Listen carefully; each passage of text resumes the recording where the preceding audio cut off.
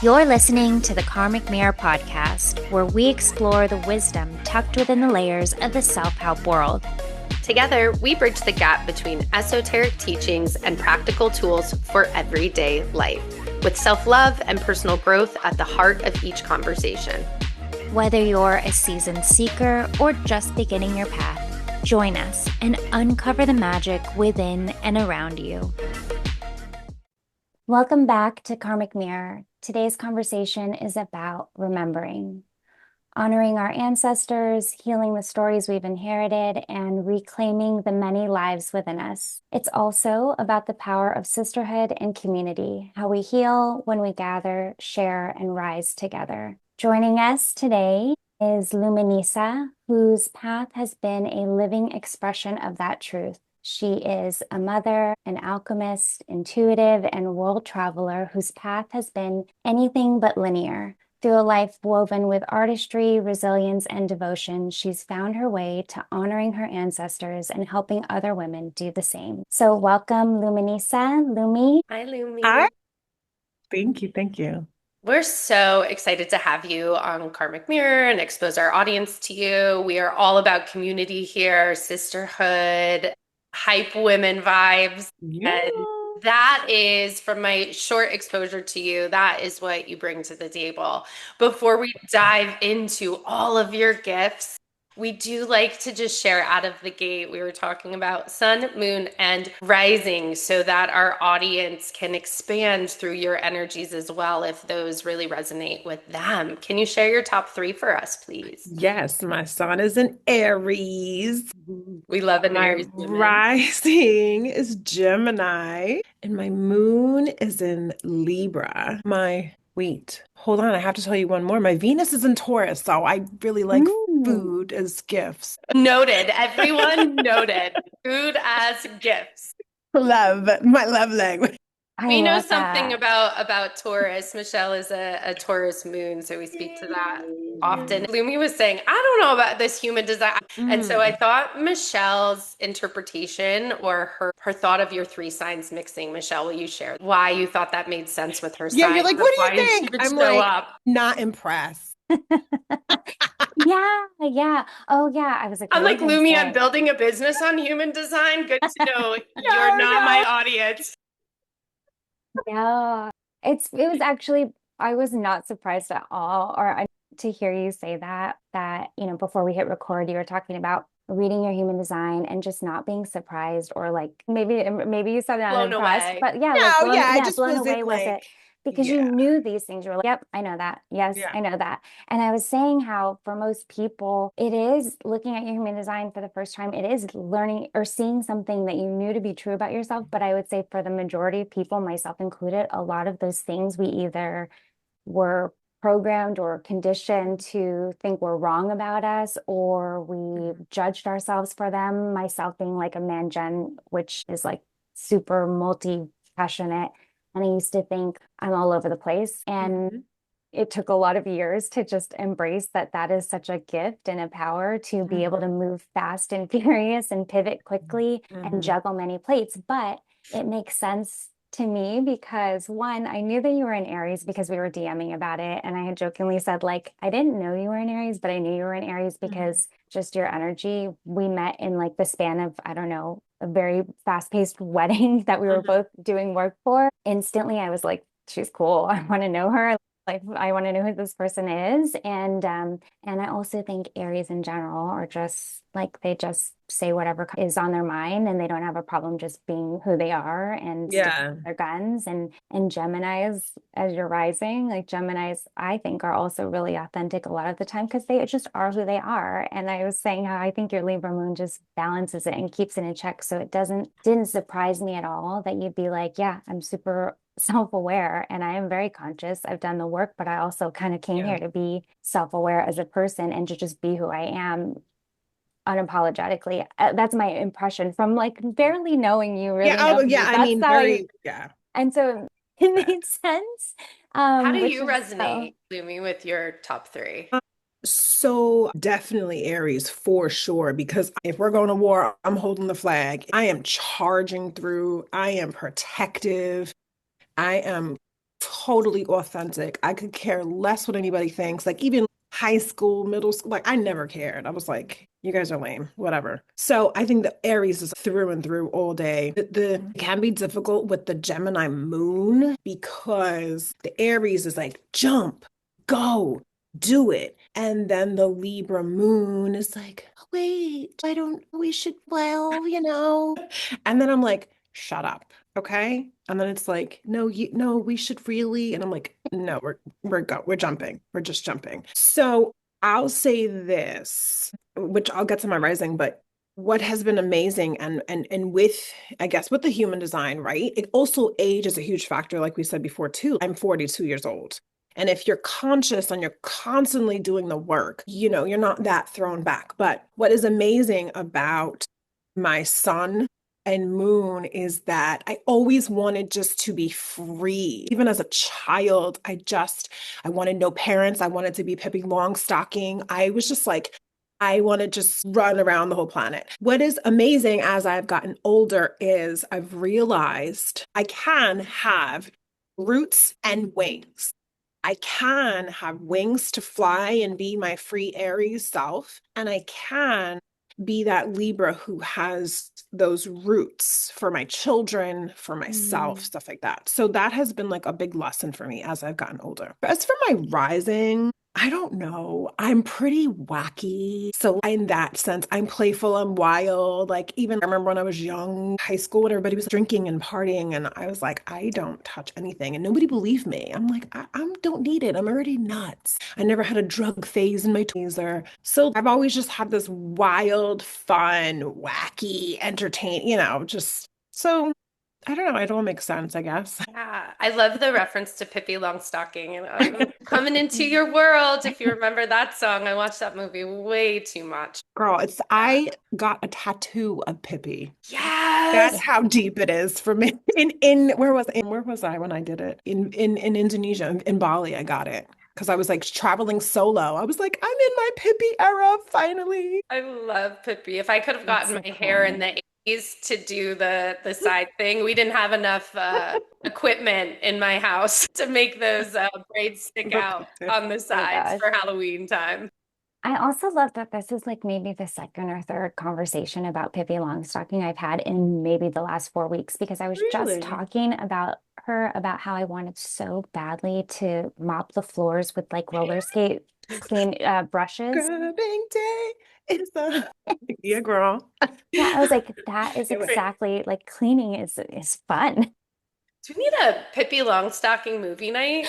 Girlfriend movie night? Yeah, I'm like that's down. I will get the wires for our hair. I mean, I don't know, I'll figure mine out one We'll way or do. another. I love that. That's so cool. Okay,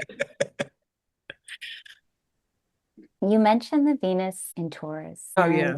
and food as gifts. And I think I don't know, you went to Bali recently, I Mhm. think, and I Yeah. was following your stories. And I was just telling Allie about this. This was part of the conversation of like, how do you know her? And I'm like, I don't really know her, but I've just been following her along now. And she went to Bali and she met a woman, and tell me if I'm saying this correctly, Mhm. who hadn't ever gone out to just a nice dinner or just gone out to eat. And she just invited Oh, her out to dinner and had dinner with her. And I was like, and that just struck me. It stuck with me. And I thought that was one of the coolest things on top of which we haven't even talked about all of the things that you mm. do. And I just thought that was super cool Oh, and thanks. really like Feels just very Taurus and Venus when she just had like, brought that up. Yeah. yeah, sharing your love of gifts as food and also of just being that person that can just unapologetically, I think, just strike up conversation, get to know people like strangers and, I live for it. My mom, she would always joke, we would joke like, don't talk to strangers. And we'd know like strangers were my favorite. that's amazing. That's so great. Amazing. Don't talk to strangers. Yeah, my favorite. There's no Love stopping her. strangers. Because you know what it is too? Strangers tell me everything, their they'll be like, I never told anyone that. And I'm like, well, Oh yeah. gosh. So I there's so can't many wait to things I want to know. pull your human design. I know you Me too. haven't but I just can't help it. Me Now, when we too. get off this podcast, we'll pull your design All because right, that'd be you amazing. know, I'd love to I see want it. to know your strongest gift. I want to know your profile, all I of mean, I these guess I things. do too. I don't know. Yeah. So you can know more stuff that you already knew. So you could know more stuff you already knew. Well, the big one, Luminisa, that Michelle and I were saying, and of course, we hate to define people, but there is an energy type manifesting generator, which feels very energetically aligned. And we hate to label people, but it is this sense of your energy is in lots of pots, all hands in Mhm. different pots all over the place. And so, children who are manifesting generators. I have a lot of coaching clients who, when I bring this self awareness to them, it is a big aha change because they're like, yeah, I was told you never finish things, you never stick to one thing. So tell us your face, what's coming up for you as you Oh say that. my God. This is a huge problem in my life, truly. But I have learned, once again, as you get older and you take away the judgment and you take away the parental judgment and you take away the familial judgment and you take away the old school judgment and the patriarchy judgment and all this crap that we're constantly fed. I literally, it's not even been a year. I think it's a couple of months. People, the internet can be a terrible place, but it can also be an incredible place because I found this amazing Instagram page. It's called a multi-passionate Instagram page. And I am like, oh my God, it is okay that you've done a million projects because, and also as I get older, it is okay because you know what? Listen, you know how many times I wish I could be someone that got a normal, regular job and I got a pension and I have insurance and I'm going to be safe and stable and I'm going to have that must be great. But I'm not wired like that. I am wired like that is a death sentence. I am wired like, my God, you're living in the same place forever. You go to the same grocery store forever. That is death to me. To me, I'm not saying it is. I wish I could be like, wow, this is so great and cozy and comfy. Me, it's not. And I really have, I don't, there's nothing I have not tried. Anything I've wanted to do in my life, I've tried it and I've done it and I've been like, okay, cool. But I'm going to try this. And I do it all. Is it really difficult? Because I wish I could just figure out what it is. It's like, yes. But once again, as I get older, there may have been times in my life where I don't know what I want, but because I've tried so much, I know what I don't want. Hmm. Mhm. So I think people also need to realize that too. You may not know what you want, but if you try things and explore, you could be like, I did that. I thought I wanted it, but I don't want it. And that's Mhm. okay. So I'm gonna do this. And then you know what? Like, because the bottom line is this is life. This is life. It The is a okay 3D, piece. yeah, like Yeah. it's a 3D experience. You're here, do it, explore it, and it's okay. Did you like it? Did you not like it? But has it been difficult for me as a single mother, having to take care of human beings, having to be a foundation, having to be a mother for boys to teach men, young boys to grow into confident, secure men. And yeah, but that is my Hmm. job and that is my duty as a parent, but also to tend to me whenever I possibly can. But yeah, I've done everything, like literally everything. Take us on that journey of this multi-path. It sounds like it's been a little bit ingrained in you. And just take us on that journey of how this acceptance of this multi-passionate. Where did it start? When did you realize this about yourself? And how did that come to fruition to today, who you are today? Such a good question. I never talk about this. It's like things I journal about.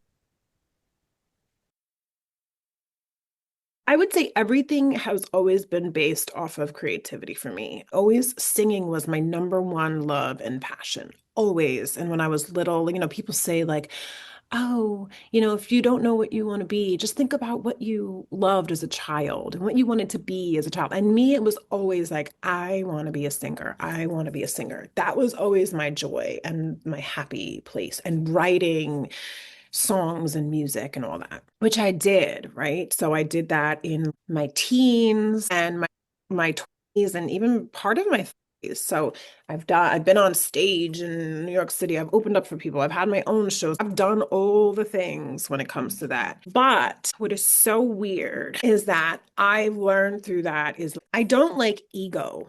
I actually hate anything egotistical. So, like, example, if somebody's like, "Oh, you're so pretty," I'm like, "Thank you." Like, I don't know, like, I don't like, I didn't create this. It's like someone else's nose and face and all the things. Like, so also with singing, right? And music, and people would be like, oh my God, you're so good. And I would pack out a house and I'd be like, how did I do this? Like, I was just always overwhelmed by, holy shit, how did I do this? And like getting so many compliments. And I just, or like your voice, and it was almost, I don't know, uncomfortable for me because I'm just like, this is a gift, right?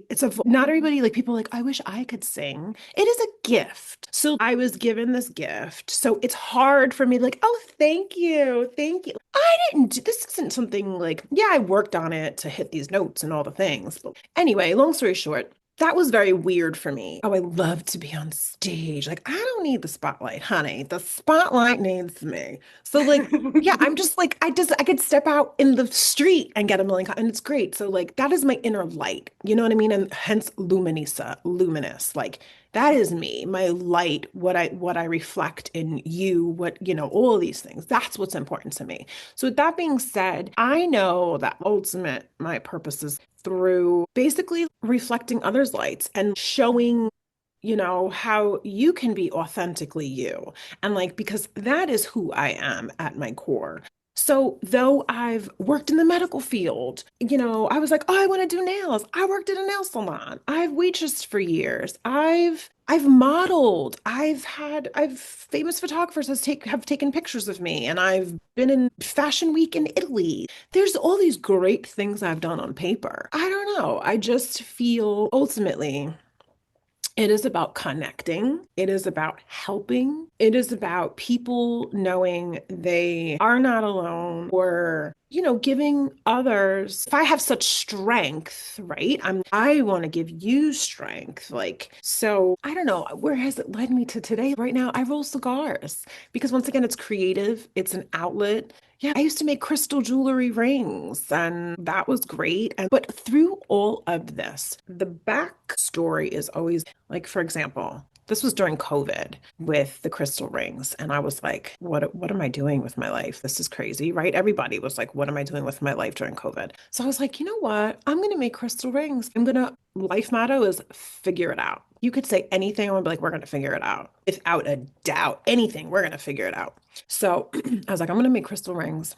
And of course, with my spiritual side, with my intentions and everything I said, when I drop this, my first month, I'm going to make $2,000. Girl, when I tell you the first month I made $2,000 is how much I made on my rings. So my thing is always like having a vision, pushing through no matter what, and seeing it, feeling it, and actualizing it. And without fail, I have actualized everything, like to the point where I'm like, I'm gonna be a live cigar roller. Mind you, you cannot learn how to roll cigars unless you are literally like, oh, my grandfather did it. It's so cultural. It is so cultural. So I was like, I'm gonna meet someone from the Dominican Republic, and I'm gonna go day after day after day in a factory and learn and sit with Dominicans and learn how to roll cigars. What happens 1 year later?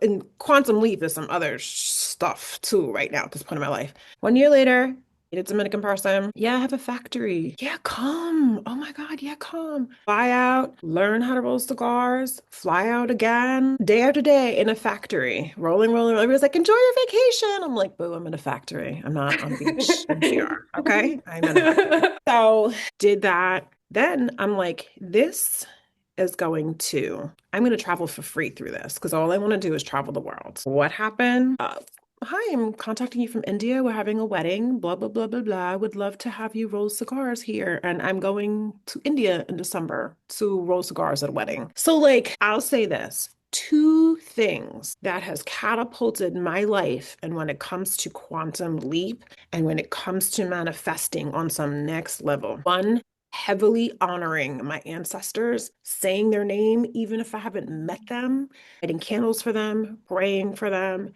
thanking them for their sacrifice, all of this. Two, though I cry all the time. It's ridiculous. I have so much grief in my life. Like, it's such a feeling that I have. I don't talk to my mom. She's crazier than crazy, and I finally cut the cord. So, number one, that transformed my life because the second I cut her off, finally, all toxicity left my life because she was the root of all toxicity in my life. So I kept that door open. So therefore, toxicity was always flowing. So I always kept her at a safe space. So the second I took her out of that safe space and closed the door, toxicity left my life. So that was step one. Two, so that's part of grief also, like after like a living person or like the mother I never had. And two, my father passed away within, I don't know, like I mean, 2 years after, I didn't stop talking to her or whatever. So my father passed away and he was always a source of strength for me.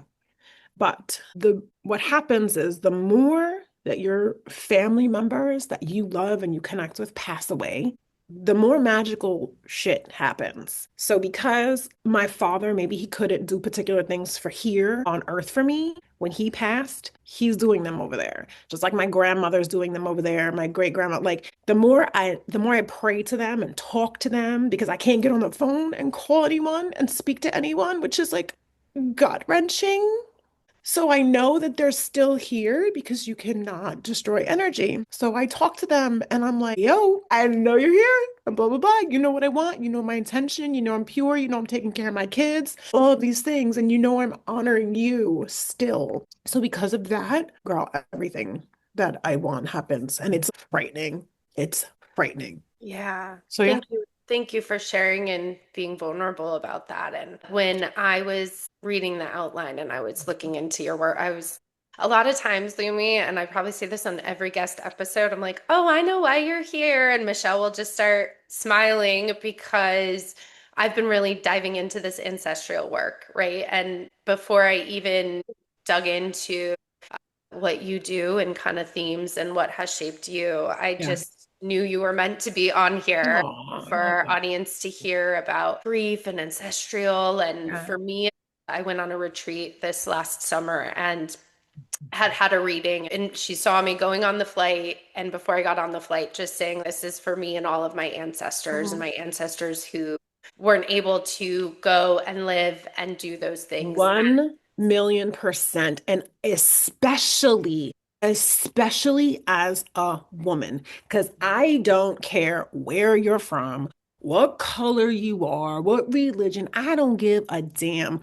A woman was raised to be a mother and a wife. That's it. End of story. So all of our grandmas and great grandmas and all that's it. You lived through your husband. You lived for your children and who you were, what you loved, your passions, your no.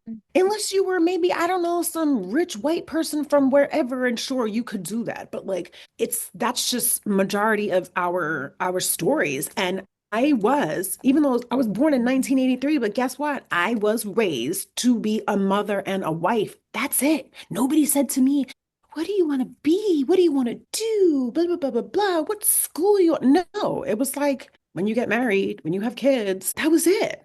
So enter real world, it's like, wait, what? Yeah, I wanted to be a mother, but that's not my whole identity. So but yeah, it is. And the more you talk to the ancestors, that's the thing where it's I hate to even use words like wild and Yeah, crazy yeah, and yeah. and label it as such, but it is I mean, Michelle knows a lot of these stories, but I'll give just one. I was in Baltimore. I lived in Baltimore and had a really kindred soul mate friend pass a couple years ago. Mm. And after her service, I was like, remember where the grave is. So when you come back, you can remember. So you can come and, I know she's not there, but it's still a place to honor. And I went back and like I could not find the grave. And I'm walking around and I'm laughing. I'm like, oh, first it's funny. And then after a little while, I had a complete breakdown and just started crying. And I was like, Nikki, now I just feel like I can't find you. I feel like I Mm. can't connect with you. So when you were talking about not being able to pick up the phone and call them. And wouldn't you know, as soon as I was like, girl, it's been funny. Now I'm just sad. Now I feel like I can't find you. And that means Mm. more than this. And like that, my eyes went right to it. And there's so Mm. many stories I have Ah, about people who have passed, but yeah. Can you recall what is one time you've had an ancestor really come forward and guide you on a path that was really So two things. One, it's funny, I was literally thinking about this morning. I was thinking about my father. My father did everything, same thing, total entrepreneur, didn't even graduate high school. Okay. This man he did well in his life. He did all the things. And his biggest regret in life was that when he was in the Philippines, we were little, me and my brother, and he's like, I wanted to live there and I didn't continue my life there. And that is my biggest regret, that I didn't send you and your brother and your mother, and I didn't live in the Philippines.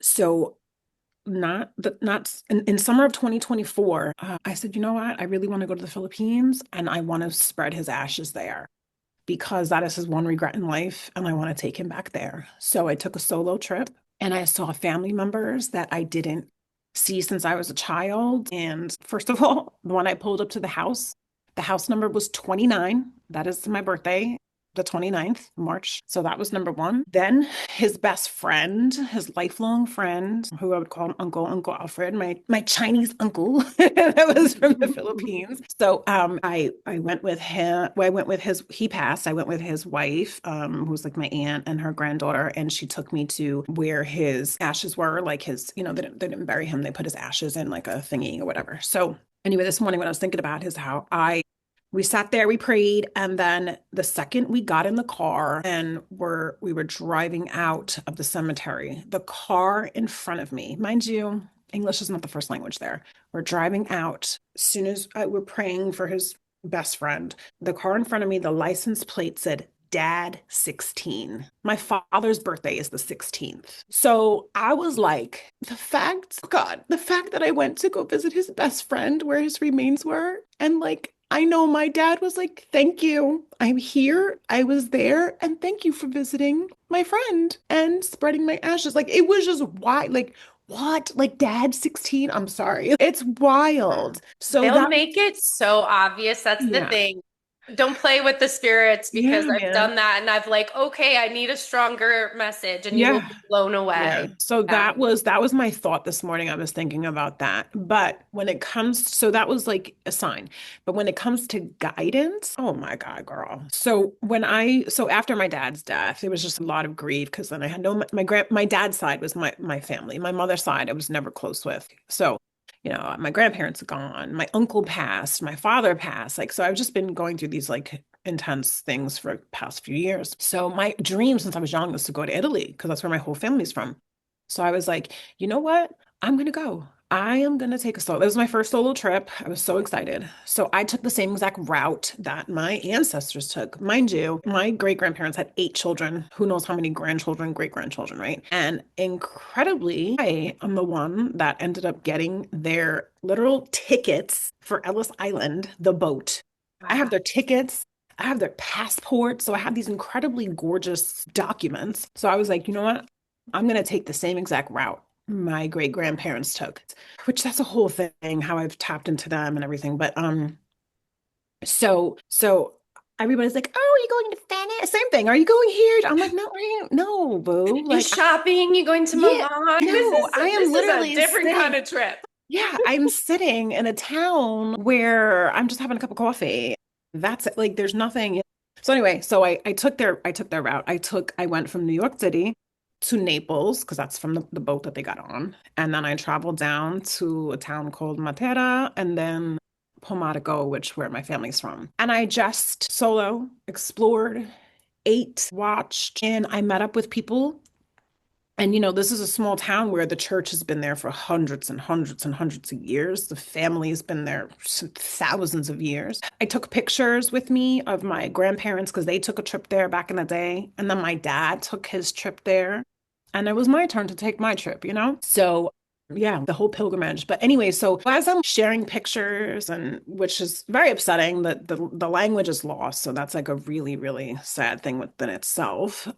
It was just wild to share pictures of when my grandparents were there and whose grandparent was in that and whose parent was in that and and then you find the connections of the town and oh, my great grandmother was Stramiolo and blah, blah, blah. And like, so in general, I was guided through that whole trip. And there were so many, once again, so many things, literal signs on the way to the town. You go down Dante, that's my son's name. You know, in the first place I stayed at, it was called Lorenzo something. I didn't even know till I pulled up. That's my other son's name. Like, the church that was across the street from where I stayed, it said like Ave Maria. That was my dad's favorite song that I would always sing for him. Like, I don't know, it's just a million things. But that was definitely, that Italy trip was 100% guided through them. And then signs, that's just one of them with the Philippines thing. So beautiful. And this connection back to your ancestry and heritage, Mm. Italian, has been a big part of your life as of Yeah. lately. Yeah. Yeah, for sure. It's been, yeah, more so than like ever, really. Because it's like it's gone because whoever, you know, I would cook with my grandparents, my dad, who everyone in my family that has kept it alive for me is now gone. So I'm like, oh my God, you don't realize, if you're Mexican and you're making tortillas forever your whole life, and then everybody's like, no longer Mexican around, you're like, I gotta make some tortillas. Like, what are we doing? Yeah. Yeah. Like, so yeah, so it's just been really intense and just feel like I can't let it die. So We had my mom's second oldest brother pass this year and resonate with your feelings. When he passed, it really hit me. He's the last living relative who lived in Latvia. And so it's very mm, interesting as you're saying things. I've just applied for my dual citizenship in Latvia, but it has been really wow. this route of finding Yeah. ancestry and Yeah. healing in that lineage. So also they came through Ellis Island. So I Mm. think these are little dings for me of getting back in my lineage. Michelle, you're smiling. I've just been listening because there's so many things Beautiful. that are just going back to what you said in the very beginning. You were like about just being in Aries. You were like, I am the one that's going to plant the flag. Mm. And that is just like such a thread throughout everything you've said, which is Mm. so amazing to just watch it unfold as you're talking and listen. And sometimes I forget, I'm like, oh, wait, I'm here in a conversation. I'm just taking it all in because it's so rich, but also, and I don't know that I can't say that I necessarily 100% subscribe or even understand this, but I listened to this video the other day on Instagram and you made me think of it because in this video, this woman's talking about when you have um, girls, when you birth girls, obviously there's that connection between our womb and the eggs that we carry. There's that real Yes. connection there, and they're continuing on this karmic story. And she said in the Girl, story, that's a whole other it's conversation. fascinating, Yes. right? And Yes. she's also said that when you have boys, you're closing a karmic loop. And 100%. it's so fascinating because I just listened to this and I was like, that's a really interesting concept. I've never heard it before. I Girl, don't have it's a children. fact. And I'm I've not listening to heard that. you, It's wild. and It's cool. it's so cool because literally like Ah, 2 days later, I get to hear so much of your story. And I'm like, I see it because you literally like, I'm here to plant the flag. I come here with this like Aries energy, this Gemini curiosity, and this leap of balance. Like, oh, it's so I cool. can't believe Just you mentioned this right now. it's so wild. And then, so there's so much there. There's the other thing that came up was like just how one planting the flag in that way, right? Like you have two boys, like all of these Yeah. signs and connections that you wouldn't have known. Dante, Lauren, like that's mind blowing in itself. And there's layers. Write a book, please, so we can talk about it when you go on your book tour. We'll bring you back on the mic. No, just, but also I was thinking about just all of the experiences that you've had, whether it be losing and building this like crazy connection with the metaphysical, with the spiritual world and your ancestors. And that's also planting the flag, I think, of Mm, just showing this, like blazing the way of this path of grief and from a totally different perspective, from a higher vantage point, I think, mm, of because as you go to honor your ancestors in going through that pilgrimage, like you explained, that's mm. a real act of love and honor to them, to their story, because how often do we, one, maybe, you don't have the connection to maybe you don't know your lineage, or you do, but you don't have the opportunity to travel, all of those things, or we're just Yeah. Americans who just Yeah. friggin' forget and we move fast to the next thing. And Yes. and that happens a lot of the time, or we lose the language, and I can think of so many second generation, third generation people Mm, who just we didn't listen, we didn't speak Spanish growing up, we didn't speak mm. Tagalog, and because our grandparents were trying to adapt. And Mm. so they, and their kids were trying to grow up American at a time, our parents and such. And so you're honoring them in this path, but everything is so reciprocal because as you honor and offer that to them, they give you back such healing, I think, and such Mm. expansion and such connection. And Yeah. I think you've had us all in tears this Girl, you're as like we're making talking me because cry. No, you are so, you're killing it. It's so funny. You're right. You're talking and I'm like, yes, but no, so you're beautiful. 100%. Do you mind if I tap into what you were talking about Yeah. when it comes to, okay, girl, oh my God.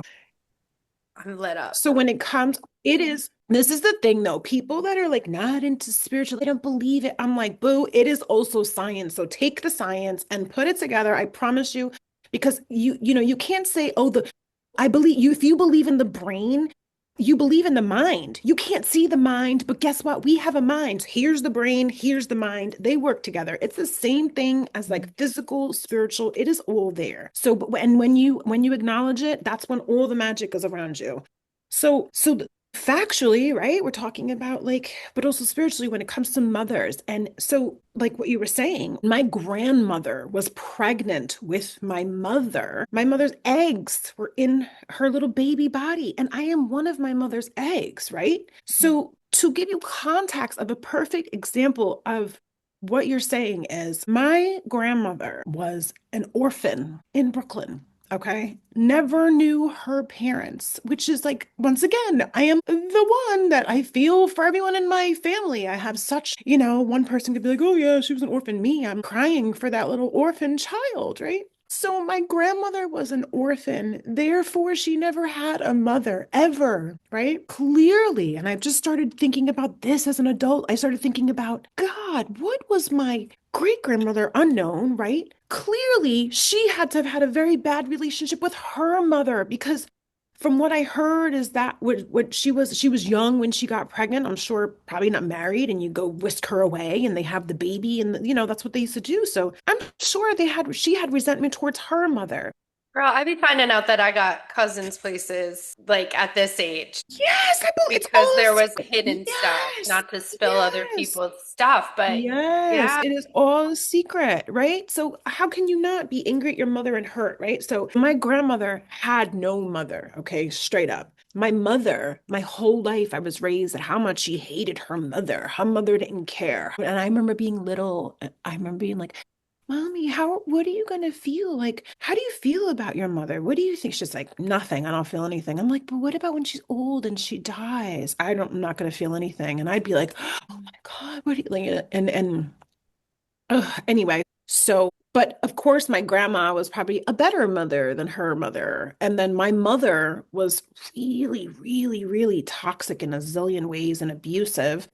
But my mother technically thought she was better than her mother. So, forward, I don't talk to my mother. Both times when I was pregnant with my boys, I wanted a girl so bad. I was like, I want a girl. I want to have a beautiful relationship. I want to have a mother-daughter relationship that I never had. I want to show my mother what it's like to have a mother-daughter relationship. I want to make a warrior beast of a fierce bow and arrow goddess, like all the things as a girl, right?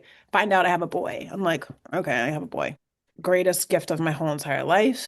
Fast forward, get pregnant again. 10 years later, I want a girl. I want a girl. I really want this mother-daughter experience that I deserve and blah, blah, blah. Have forward, my youngest is 8. When they say like, our plans are different than God plans or blah, blah, whatever, whatever, it is so big true. plans gone laughs, and we're like, "Oh." Like, yeah, we plan and God laughs, like all the thing, whatever. But like literally, like, if not daily, weekly, I am so grateful I have 2 sons. I am because most of all, it's just incredible. But I just know, I say to myself, it is, Lisa, there is still a possibility that cycle could have continued. That would have destroyed me to think that that cycle could have continued with some kind of any toxic anything. So it has solidified the fact that I had 2 boys, that cycle has completely ended. And it is the greatest gift ever. And I know I'm gonna have like a plethora of granddaughters, and it's gonna be like, oh my God, my perfect little granddaughter babies and all the things. So yeah, that has been a huge thing for me that I am just so grateful. And the divine plan was we have ended this cycle.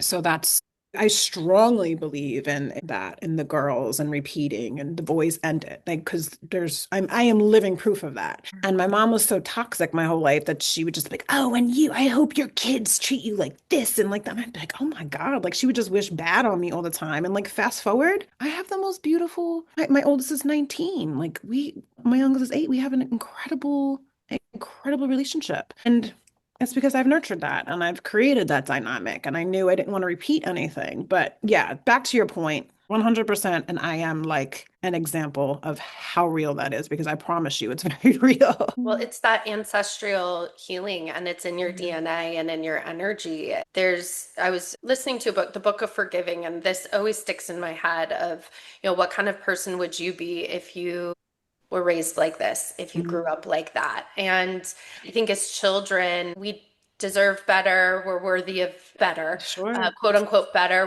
We're worthy of safety, being taken care of, all of the things. And at some point, that's for me at least, that shift into quote unquote adulthood. But at some point, you didn't get that.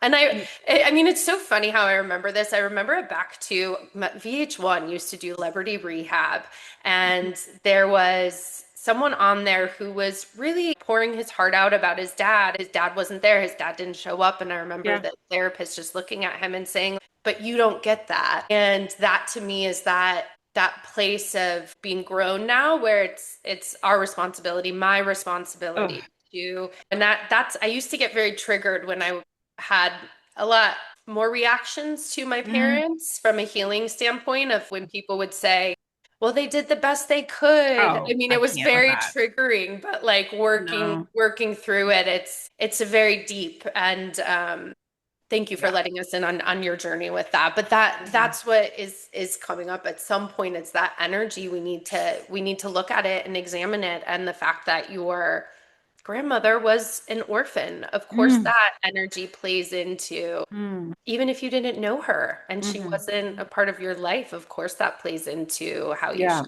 and, Yeah, and like a mother wound, a guttural, like crying out for your mother and never there. We're talking generations of that. Like, it's Yeah. really terrible. and in a way, you're doing that too, just in a different way Girl, now 1 for your million mother. percent. Yeah. Yeah. To this day, I'm like, yeah, I could have a low point and I'm crying out for my mom in my like, soul. And I'm like, nope, I don't want to get too much on the subject, but I just want to quickly tell you another visual We're and here to another. hear about you. Yeah. What we're here for. We're here to learn about you and your That's really insight. sweet. So share. So another really huge thing that people also need to realize is like your birth story. So I really sat with myself literally like, I don't know, 3 weeks ago. And I was like, let me like go through my birth, what I know about my birth story, right? So when I was born, I was a C-section and the fluids was not pushed out of my lungs. So I was born and I still had fluid in my lungs. And they told my parents, like, she can't breathe. She's gonna die. Like literally, like she's not gonna make it. My parents thought I was gonna die. They sent me to Manhattan to the ICU and like, NICU, whatever. And I was there for, I don't know, maybe like a month or something, right? Or weeks. So because I was thinking about my endless need to be nurtured and mothered, and that's all I do. I love to do that for others, right? Taurus, Venus, right? Like my children and all the things, but also have this fierce masculine ferocity about myself, but also this deep nurturing. So sorry, I'm like choking on spit. My glasses are fogging up from crying, from the tears coming out. Oh God. So I was like, you know what? Like, let's think about how I entered the world. So the fact is, I entered the world in, oh my God, I can't breathe. Help. No one can help me, right? I had to push through that as an infant. Like, And so away from your mom too, right? hello, You were, right? Yeah. yeah. So So then I'm like, so then I'm in ICU. I remember my parents being like, wires all over you. You had things all over you, blah, blah, blah. I'm like, so let's be real. In those situations, those nurses are saints. They're doing the best they could do. But guess what? Every time those babies are crying, not every child is being held and loved and nurtured and fed. And so my entrance into this world, I was crying, help, I'm uncomfortable, I can't breathe. And it was like, figure it out, bitch. Yeah. You're fine. So that is literally my entrance story to planet Earth. And by the way, the birthing process resets the nervous system. So that's what they say about C-section babies as well. That process doesn't reset your nervous system. So you also are coming out with a nervous system that's been attached to whatever your mother's Yeah. nervous system looked Yeah. like while you Yeah. were in womb, too. Yeah. So it's wild. So I started, I even gave like baby because my work, right? If my deep rooted is like, I just want to be mothered and held and let me put my head on your bosom and say, it's okay, I got you, which I don't have that, right? That's my work. And it's something out of my control. It is just my spiritual work, right? It is like something I have to do. So I feel in through that process, honoring infant me was like really important, which is also enlightening. I'm like, whoa, girl, that's your entrance. That's how you entered here? Yeah. It was week one. Here we go. Rock and roll. Yeah. Here's your first We breath. here. Yeah. And also, as you were saying, I prayed for this girl, right? Your personal, right? You were saying I prayed for this girl that I was wanted to raise this warrior, this all of these things. And I kept Yeah. hearing like, no, and you literally come to find out you were birthed as the warrior that you prayed for in your sons. Like that was actually you that needed to be this like fierce, badass, like inner power in both your masculine and your feminine, and being able to mother all of these things that you're like Yeah. that your literal life has just unfolded in this way. It's like you literally, this girl that you prayed for, you actually were literally her, the warrior. That's And amazing to hear. I really appreciate that a lot. it's so powerful because hearing your story, you had to be this warrior, this fierce protector, a nurturer, because how else could you break these generational cycle? And I'm so happy that you're here because, and I'm so grateful for you just being who you are and sharing so openly. I really appreciate it because there's just so much beauty and so much power and like power in all its complexity, right? Like warrior women are so fierce because Amazonian women, because we can be nurturing, because you can be nurturing and you can be Yeah. powerful and you can be badass and you can kick ass and you can do all of it with softness and with vulnerability, with tenderness and with love and Yeah, compassion. with And love, that's what yeah. makes women women. I love to see and hear all of the shades of what it is too. And I think it's really expansive. I also thought it was really fascinating that being born with fluid in your lungs and almost like your first love and first passion was singing. And it takes me back to also what you said My about I God, had girl. to, Oh my I'm God. Oh, sorry. stop. I need to get a I'm tissue. sorry. Well, and then literally right now she's choking on her tears, right? And sometimes I feel like with voice, just get it out. Oh No, my I mean, God. it's just so because so many things of what you said, had this in my notes, like circled when you said I had to learn that I can be free, I can have roots and I can have wings. And I love that so much because it's literally, it's the name of your book, but because it's so much of that, like being able to find your balance. And I say this quote like every conversation because it's my favorite words I've ever read in my life. But I think you just so beautifully articulate this too. Somebody's going to have to tell me to stop using this quote, but I don't even know who says it. But the quote is basically, you can throw me in hell and I'll find a way to enjoy myself. And I Mm. just think you also embody that. Like Yeah. you will find your way in anything. And I feel so expanded by listening to you. I love it. Oh That's my God, all. girl, you just like that was a whew, look at you. You really uncovered something huge right there with the like in my mind, my association with that when I was born, like I'm really claustrophobic, right? Like I'm like Mm.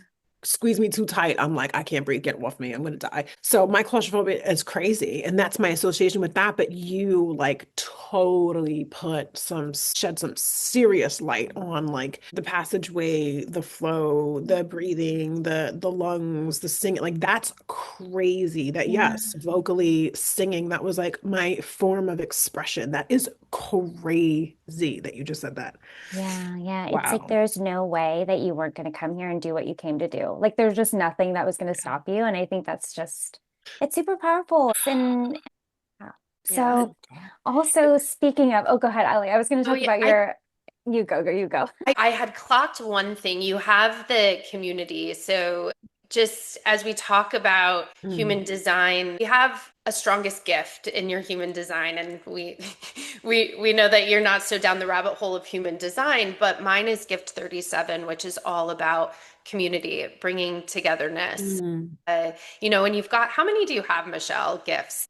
30? Oh, There's a many. lot, but you have a Yeah, strong there's a lot. gift. And so it's about like win-win in the collective. And wanted you to talk about your community and highlighting that a little bit. But as we Yeah, were luminous talking, ladies. Luminous Ladies, and when I was perusing your content, I took this one down because I just thought it was so beautiful. It said, and it might have been one of the more recent posts. For years, I thought strength meant pushing through the hard stuff and not crying in front of anyone. But the truth is, the moments I've been most open about motherhood, starting over, chasing my dreams are when real sisterhood has shown up. mm, Mm, And I just thought back to that because this is the place where tears exist and vulnerability exists. And that mm, is part of our value and our dream and around creating karmic mirrors to have this space. And as someone who is an emotional authority and can cry, and it's kind of that, you know what, you remind me of that meme too. Are you going to cry about it or are you going to boss up? And it's like, first of all, I'm going to do both. yeah, yeah.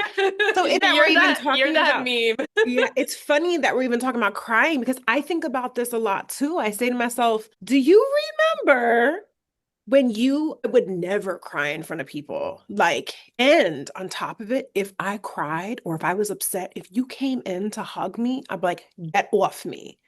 Brooklyn, aggressive, attack. Like, I am like, get off. Don't touch me.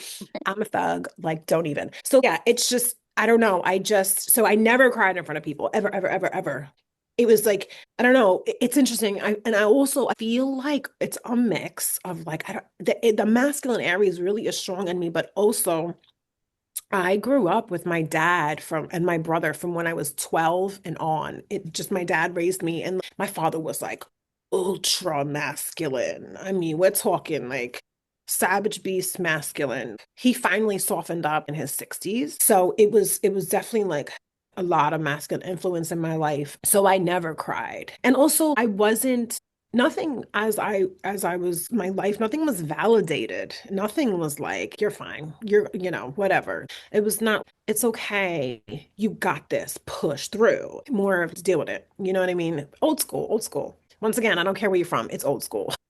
hmm Shows up hmm in many versions, whether you're from wherever you live. Exactly. Yeah. It's old school. Oh, we don't have dinner tonight, in the depression. That's it. It's super, it's just what it is, right? Survival. It's survival. So I was always in survival growing up. And as a young woman, I just got out of survival at like I don't know, 40, I think I starting getting out of survival. So yeah, I don't know. I've finally been able, I cry all the time. I cry all the time. Like happy. It's not even sad. It's just I just cry. I remember when I was younger, I would cry when I was angry. I would be so filled with anger that I would just cry because I just, I wasn't gonna get physical and be crazy. So, but yeah, I do cry a lot all the time because I feel I allow myself to feel it. Yeah. Like I have to because it is once again a fact, not just a saying. The only way out is through. You have to. Every door you close, I don't want to talk about that, or I don't want to. You gotta walk. And once again, Aries, walk through it, push. Girl, I'm jumping through it. And I'm coming out of the other side, like without fail. I don't care what it is. The last thing that'll ever happen to me is I'm gonna die belly up. Like it ain't happening. Like grin and bear it all day. But with that, is it the hardest thing in the world? Yeah. Am I built for it? Yeah. Is it harder for me because I don't have a safety net to fall back on? I don't have like parents to like, can I come over for dinner? Can we do the holidays? Yeah, it is once I get the only one I could say is like guttural, like literally, Mm. it's just like, ugh. So, but yeah. Yes, and it comes with like acknowledging, right? Like, you know what, you do feel like this, and that's okay. And I remember the very I am because we are, and like you could only meet people as deep as you can meet yourself, and blah, blah, blah. Even myself, I would be more rough with my friends. I still am to this day, honestly. I'm like, oh, just handle it, like figure it out. But I love to hold space for people, but then I'm like, am I holding space for me? Am I allowing myself and so yeah, the community it's a couple of things. It's one, I never had like I had my grandma. My mom was not a strong female force in my life at all. I grew up all around men. Once again, grew up with my dad and my brother. I have two sons. Like I'm in a relationship. He has a son. Like it's just male, male, male, male energy constantly. And I was always like even to this day, like if I'm around women, it's so foreign to me. I'm like, wow, look at her offering me something. Look at her taking care of my child when I like it's like so we are innately different. The nurturing in us, yes, we are tuned to be a certain way for sure. And I'm not saying every woman is nurturing because there's no such thing as everything, but by nature, women are more nurturing. We just are. So when I'm around women, it's very like it's like I'm almost out of body. It's fly on the wall. I'm very blown away by it. I'm still working through that. So with the Luminous Ladies thing, I created it with a friend of mine saying like, hey, let's get together with women. And my goal was I wanted to have like an event in every single borough. So we had one in Brooklyn, just like before COVID, and then we had one in the Bronx, and I wanted to have meetings all around this each borough, and then eventually have it like around the world, like Luminous Ladies here, there. But COVID hit, right? So then I was like, I want to do online. I still want to have support for women. And it was so interesting. The first online meeting I had, every single woman that signed on was a single mother and a single mother of boys. So it was so nice to be on a call with a whole bunch of women that were like, yeah, I'm a mom and I'm a mom of boys. It was pretty wild. So fast forward, it's just been strictly my Instagram page. And it is grand scheme, big picture. I know it's my life calling. I know, like, I just want to have a community of women and be like, Mama Bird, come home to the nest. I got you, girl. Partially, it's like create what you need, right? But yeah, I feel like I'm able to hold that space, and I need it. I Mhm. need that. I don't know when it'll happen, but I do know ultimately, maybe this is where you can unlock it for me in my human design. Maybe this is where the gasp will be. I don't know. But yeah, for me, though I am multi-passionate and I've done all the things and I want to continue to do all the things. I want to be like 85, being like, I'm writing a book now.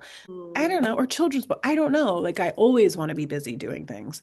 But I do know that community is really important to me, and I want to create that. And I want to create it especially for women, especially for women that I identify with. And I want to be the strength for women that need the strength because I have it.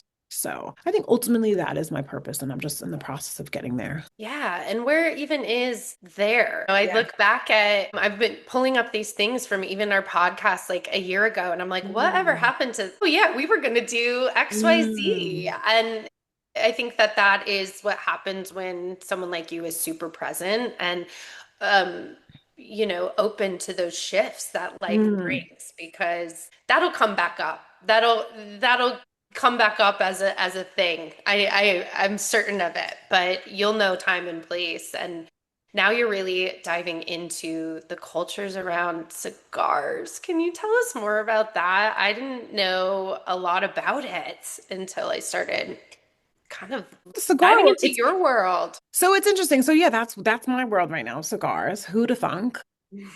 And how that came about is I mean, I've like smoked cigars in the past. I remember my dad smoking cigars when growing up, seeing him smoke cigars. He enjoyed it. And then when I was like 20, I was at a wedding and I saw someone rolling cigars, and it was like the coolest thing I've ever seen. Once again, big old guy, big old presence, smoking hat. I was like, I want to be this guy because I always look at guys and I'm like, I'm going to be him. I'm going to be this guy.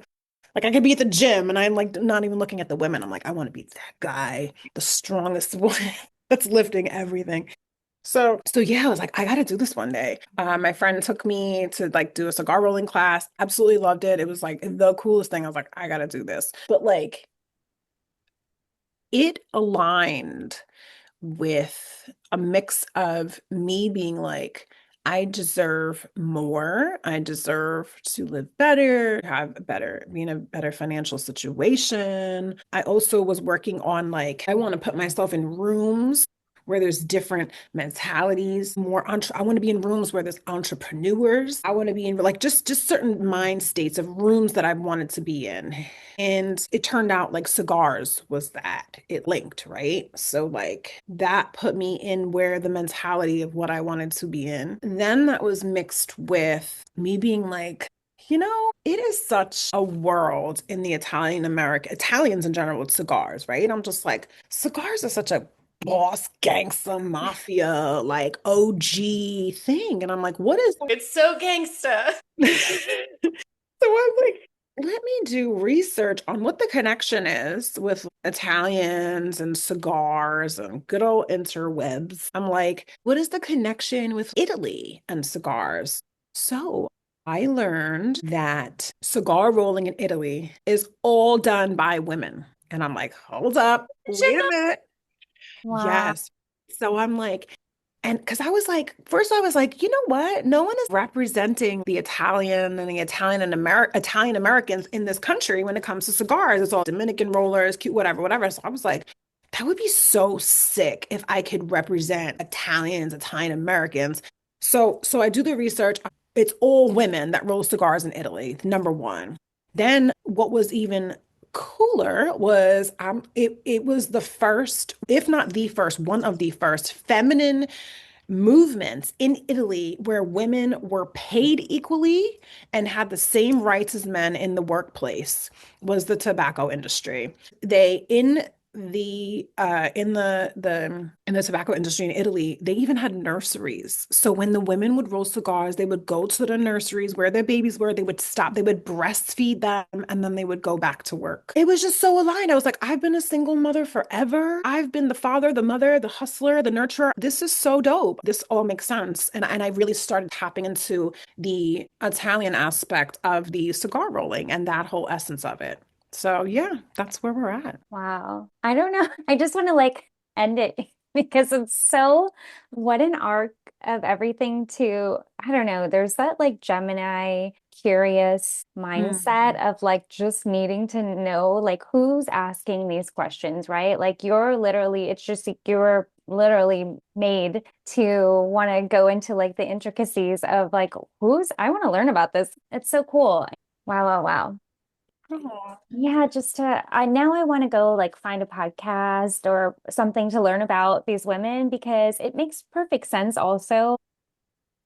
I wanted to get, if you saw me looking, I I'm almost started Googling. I so was like, curious now. you are recording a Yeah. podcast right now, Yeah. not diving deep into the history. Yeah, it's so cool. Like maybe one day you'll like write a story about why am I trying to force you to write books? But like so that I can read them. But like write a story about a woman of that era, like working in cigar like life because it's just really fascinating. I feel like this, if I'm listening back to our conversation today, it's like one of those podcasts where I'm going to be like in my notes, like I'm going to go look this up and then let me go like learn this really quick because there's so many different paths, Mm. but there's such a cool connecting through line through so much of this. And I love that you asked that, Ali, about the cigars that you brought it back because it really kind of just brought this back all around in such a cool way. Thank you for even like, I don't know, like I'm in it, so I don't have a bird's eye view. And the fact that you are pulling these things together, I don't talk about, like I talk about things, sure, but these are all my personal thoughts and processes and all the things. So to share it with someone who is like intuitive and like, all, just in tune and is like, wow, this, you're pulling it together for me. And I'm like, So beautiful. thank you for even like pulling it together for me. And Oh my like, gosh. And to think this all started because you literally, Luminisa shined your light and took a really good picture of me doing makeup that I was really thankful for, by the way. Like, so grateful because I used it as my profile picture. I was like, thank you. Like, I look cute. You saw me, I was in action. And all of this just sparked because you were, being yourself and taking this really good picture and then thinking to share it with me. So thank you Yeah, for for that. sure. And yeah, this was really awesome. I'm so happy we met and that you decided, you agreed to come on Said Karma yes. Cleaner. Yeah, thank God, you. thank you. Oh my God, I don't even know. Like, I know I saw your personal page and you being like, "Hey, would you be interested?" I was like, "Wait, what?" I'm like, if that ain't my language, I don't know what We is. were so excited. And then when Michelle, she just had sent me your Instagram, and I think I was like, yeah, that's the energy. Yeah, 100%. Our audience needs her. But before we close, I guess, I'll just leave you with two of our questions. So, we ask a lot of our guests what's a quote or a mantra that resonates deeply with you? I feel like my life story, like, the bottom line for me and what has brought me out of everything and keeps me where I'm at is figure it the fuck out. Like, that's just as like any, yeah, I feel like that's just really no matter what. I'm like, but wait, and every like when you talk to your friends, everybody's like, oh, but I everything's hesitant and I don't know. And oh, what if figure it the fuck out? That like, and you can just sit with it, explore it. And maybe that is part of the Gemini. I don't know, like exploring, diving deeper, being playful about whatever it is, walk through it. The only way out is through. With that being said, figure it the fuck out. I think about creativity with your whole theme, and I've been diving into creativity a lot lately. And that is a big area in that space of like pausing. And I know it'll resonate with a lot of our audience with like figure it the fuck out. To me, that feels like people can pause in that Mm. creativity moment. Mhm. They can feel paralyzed. They cannot know next steps. And really, it's that space of like just baby steps, just figure it Yeah, out. yeah, Yeah. exactly. It doesn't have to be today. It doesn't have to be this week. But the bottom line is the answer is in us. And we know if we just quiet the chatter, quiet the mind, quiet the doubt, quiet somebody else's opinion, just you will like just listen, just shut it down and all of like I'm crazy as hell. And I gotta be like, stop it. And the validation is even when you're throwing that out into you're like, I'm going to learn how to roll scars. Yes, girl. And universe Yeah. supported that, right? When things are meant for 100%. you, all energies will align to make sure that happens. And so Yeah. that's also beautiful, these stories that you've been sharing throughout. While it might seem to people like, oh, how did that come to be? But you have become such introspective and conscious that when you see one, you just are very confident about the things you're going to call in Mhm. because you know it to be true, but also two, that is ancestor, source, energy, Yeah, whatever you may call it, yeah, validating. for We're sure. going to give you the cigars, lady, because Yeah, you're you're girl. Well, you're born for it. You're bold yeah, enough for yeah. it. You're going to be inquisitive. You're going to dive down and you're going to represent a new voice in this generation for that. I am a person that I wasn't left with money from parents. I wasn't like, oh, you want to start a business here? I'll have like nothing, You know no your one. South Node? Are you the same as me with because we're born around the same time? So, Mm. With the Capricorn South Node, when we uh-huh. did our episode on that, we were laughing. You will not inherit large sums of money. And I was laughing with Michelle. I was like, sure won't. Girl, yeah. So, and that goes by birthdays. You and I'm 82, you're 83. So Mhm. there's a small chance we might have the same. So I was just giggling about Oh, I'm sure I'm in that bunch because let me tell you, no one was like, I'll help. No, let's Yeah, figure it out. And I'm like, okay, got you. I love Say it. less. Yeah. We ask everyone, we always have a check-in at the end of every call, self-love check-in. So what does self-love mean to you?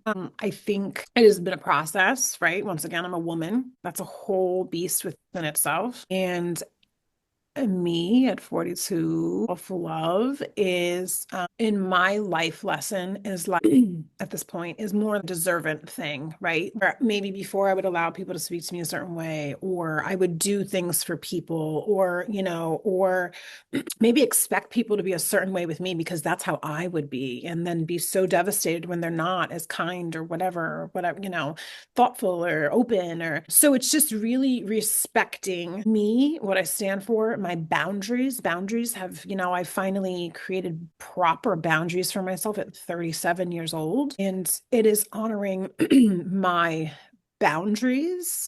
It is embodying that. And it's very interesting because it's to the point where I don't even have to say a word. I constantly think about how I'm out in public. Let's say if I go to an event and I say to myself, my God, I have embodied my self-love and boundaries so strong, people wouldn't even dare.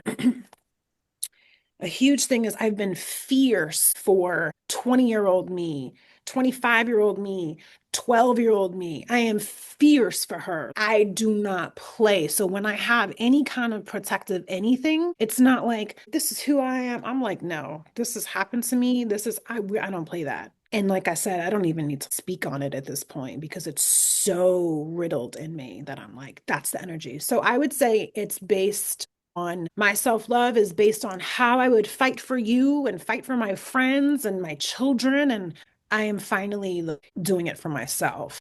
And I embody that. So that is my self-love in that aspect with other people. And I would say the other aspect is giving myself grace, giving myself softness. I have learned to be soft with me. I have learned to validate me.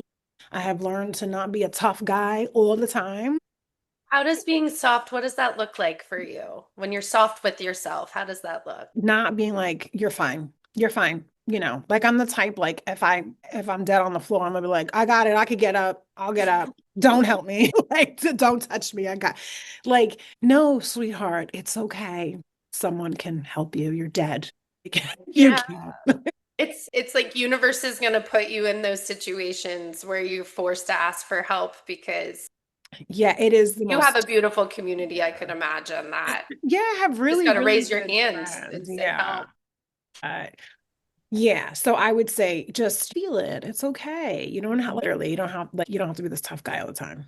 Like I'll never forget a friend of mine. She was like, I have a really bad back, right? And I'll never forget she made such a good point. She's like, I say this to my dad. Of course, you're saying something you say to your dad to me, because that's who I'm like a dad, basically. I would go to my doctor for about my back, blah, blah. Long story short, my friend was like, you are not gonna get a trophy for being tough. If you Yeah. have back pain and you need help and you need to do this and you need support, no one's going to give you a trophy to being the toughest person. It's okay to be like, oh my God. And with that being said, interestingly enough, wow, is it surprising that I have lower back pains when it comes to the root, when it comes to being supported? Hello, that's a whole other Right. conversation within itself. So being softer with myself and also protecting myself and advocating for myself. So those are the two ways for sure that I show myself self-love. Where can people find you if they're looking to connect and hire you for some services? How can they find Yeah. your beautiful energy? Thanks. Luminisa, Luminisa is my personal IG where I am like always giving all the things when it comes to this, when it comes to being authentically yourself and just trying to inspire women more than anything. So Luminisa, and then my cigar page is Luminisa Cigaraya, and La Cigaraya means female cigar roller in Italian. And then I have my women's page, which just not as active as I should be, but it's We Are Luminous Ladies. Same vibe, women empowerment all day. And then my YouTube, where I pretty much share travel videos because I love that, which is Luminisa or Luminisa Lifestyle. But yeah, those are all it's just basically travel, motherhood, fierceness, empowerment, all the things. Well, I am fiercely, fiercely expanded by you. We didn't Yeah. have enough time to really dive into as much as I would have loved to today, but that tends to happen when we really find guests that we know our community will really enjoy and soak in. So thank you so much for your time. And you. we just adored our time with you, Yeah, and me too. just hope you did as well. Amazing. I can't thank you enough. We're gonna have a Pippi Longstocking night. Yeah, yes. Pippi Longstocking. I know. I love it. It was so great to talk to you. I'm so Thank you. grateful that you said yes. And This yes, was and amazing. Really, I thanks really to the appreciate bride this. that Thank you booked for us. Thanks for tuning in. If you resonate with today's conversation, connect with us on Instagram at Karmic Mirror Podcast and send us a message. And don't forget to subscribe wherever you listen. And if you're loving Karmic Mirror, we'd appreciate a glowing review or a share with someone who could benefit. As we close, remember, life is not a one-size-fits-all approach. How are you honoring your unique path? Stay curious and always be kind to yourself. Until next time on Karmic Mirror.